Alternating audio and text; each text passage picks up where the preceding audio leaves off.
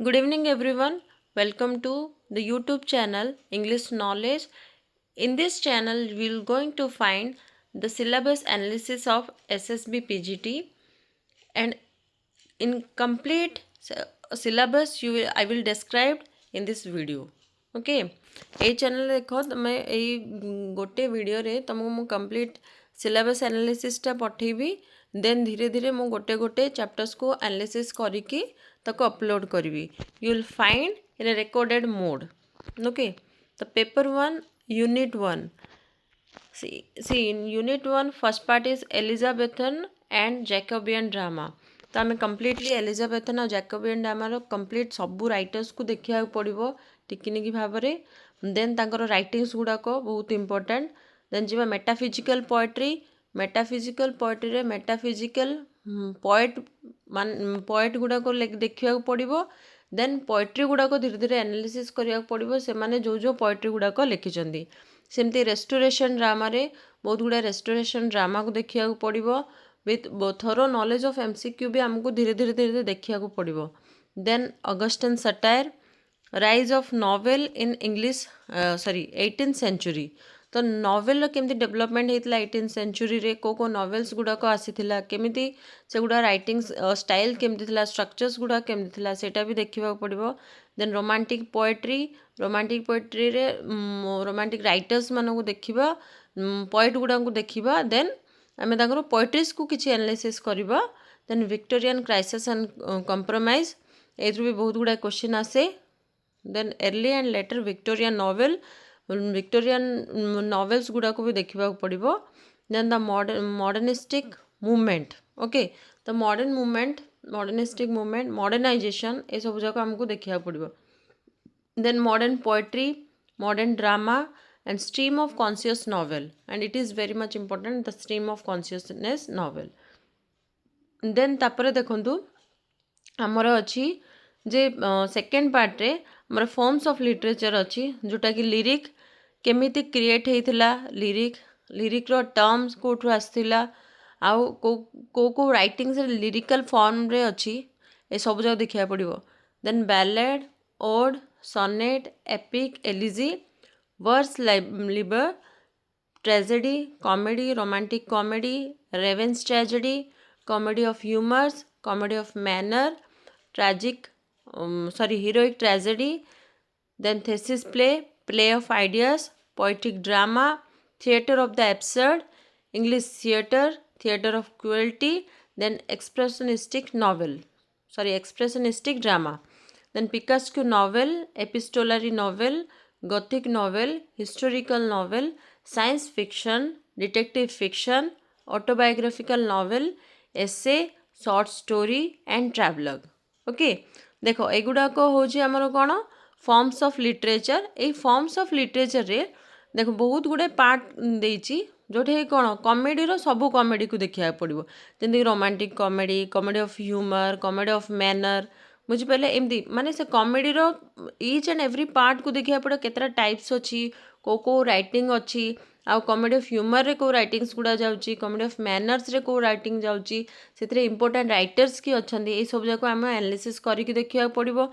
सेमती ड्रामा रो भी पार्ट्स माने टाइप्स ऑफ ड्रामा सब जाको देखा पड़ो। देन नॉवेल्स रो भी सब गुड़ाक कौन जी टाइप्स ऑफ नॉवेल अच्छी सबू टाइप रो नॉवेल देखा पड़ो with definition with meaning. Then important writers important novelist important dramatists their important writings the dialogues। okay, each and everything is very very important in your exam point of view। ए सबू जगह को आमे धीरे धीरे cover करिबा। Then आमर important part आसिला गोटे जोटा कि लिटरेरी थ्योरी एंड क्रिटिसिज्म पार्टटा जो थे कि आमर प्लाटो टू नहीं कि पोस्ट कॉलोनियलिज्म पर्यंत अच्छी ऐसे Plato Aristotle Coleridge Wordsworth Matthew Arnold T S. Eliot. then the new criticism starts the structuralism deconstruction Marxian approach to literature new historicism feminism psychoanalysis approach to literature postmodernism and post colonialism। ए सबू गुड़ाक बहुत important. Even देखो प्लाटोंकर theory गोटे single theory देछि एरिस्टोटलकर सेमती डेफिनेशन ऑफ ट्रेजेडी ऊपर दिया है कॉलेजकर theory of imagination Wordsworth theory of poetry Matthew Arnold touchstone method single touchstone method ही देछि TS Eliot theory of impersonality तो यहीटा को आम ये देखा पड़ो देन न्यू क्रिटिसिज्म रे को क्रिटिक्स गुड़ाक अच्छा देख से गुड़ा सब कवर करिकी सेमानक राइटिंग भी आमको कवर करने पड़ो डिकन्स्ट्रक्शन हो बा स्ट्रक्चरलिज्म हो मार्क्सिस्ट अप्रोच टू लिटरेचर हो न्यू हिस्टोरिसिज्म बा फेमिनिज्म ये सब गुड़ा कौन से इम्पोर्टेंट क्रिटिक्स किए किए अच्छा से एजेस रो से टाइम रो जे डिकन्स्ट्रक्शन आ feminism post modernism post colonialism ये सब को आमको इम्पोर्टेंट क्रिटिक्स को देखा पड़ो क्रिटिक्स को राइटिंग को देखा पड़ो इवेन गोटे गोटे दीटा इम्पोर्टेंट तांकर राइटिंग्स को भी एनालिसिस करने को पड़ो ओके तापर देखो यहाँ आमको इजी रहिबो जोटा कि होची allegory anagnorisis aporia catharsis conceit comic relief expressionism epiphany fancy hubris imagery irony metaphor myth naturalism negative capability objective correlative peripeteia paradox and pun देखो एमती अच्छी personification pathetic fallacy poetic justice realism symbol surrealism three dramatic unities देखो सबुठ easy है कौन जिते आम cover करवा जे लिटरेरी क्रिटिसिज्म को आमर literary theory and criticism part पढ़ीदे आमको यही सबू कनसेप्ट गुड़ाक इजी वे रे आमे जानिजिबा काहेकि जेतिकी भी लिटरेरी थियोरी एंड क्रिटिसिज्म अच्छी ता भितरु ही एगुड़ाक इम्पोर्टेंट टर्म्स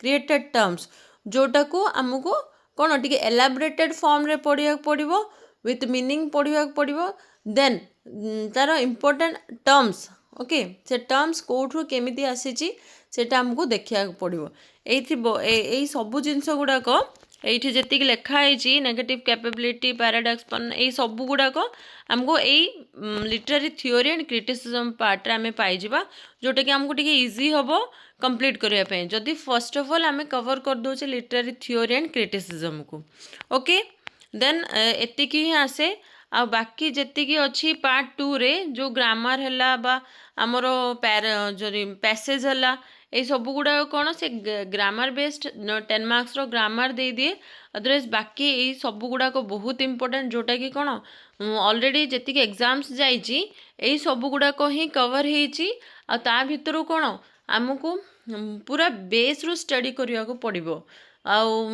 विथ एमसीक्यूज को बहुत गुड़ाए सॉल्व करने पड़ो पर्टिकुलर गोटे गोटे राइटिंग रो बहुत गुड़ा एमसीक्यू सॉल्व कले देन आमको concept first of all concept जब आम प्रॉपरली क्लीयर आउट हो आमको एमसीक्यू सॉल्व करने को भी इजी हम देन एग्जाम रे भी आम बहुत भल से एपियर करिपरिबा माने स्कोर टाको टिके अधिक करिपरिबा आ सब आम टार्गेट रखिया जे केमिति अधिका स्कोर होबो okay I hope you got this point clearly the analysis of syllabus okay then we will cover it with this we will take some time for completing a particular topics okay आम कि time ना particular topic को concept को clear हाँपाई आमको बुझापे जो कॉन्सेप्टा बुझीज आमको बहुत easy लगे पूरा सबू topic okay I hope you got my point and thank you for the class.